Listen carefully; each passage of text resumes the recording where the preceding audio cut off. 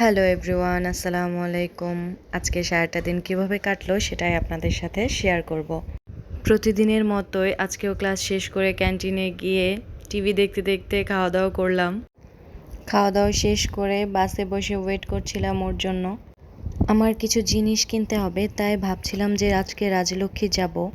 ভুলেই গিয়েছিলাম, আজকে বুধবার মার্কেট অফ থাকে, তাই আমি আর কিছু কিনতে পারিনি। কিন্তু আজকে হচ্ছে ফুটপাতে অনেক দোকান বসেছে। প্রতি বুধবারে এখানে এভাবে বসে। অনেক কম দামে কাপড় পাওয়া যায়, ভালো ভালো যদি বেছে নেওয়া যায়। অনেক ভালো ভালো পর্দাও বিক্রি করে। আমি সব কিছু ঘুরে ঘুরে দেখছিলাম, যদিও আমি কিছু কিনবো না, কারণ আমি যেটা কিনতে এসেছিলাম সেটা মার্কেটে পাওয়া যাবে। এই দিকের এখানে অনেক সুন্দর সুন্দর বোরকা ছিল অনেকগুলো, আর এই যে অনেক জুতাও আছে। অন্যদিকেও আরও অনেক জুতার দোকান আছে। এখানে অনেক শাড়ি বিক্রি করছিল।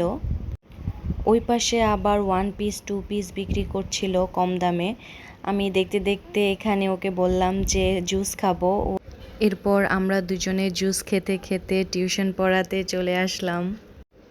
পড়ানো শেষ করে আবার আমি ওর জন্য বসেছিলাম, ওর শেষ হলে একসাথেই বের হব। সে হচ্ছে আমার স্টুডেন্টের ছোট বোন, মাশাআল্লাহ অনেক কিউট।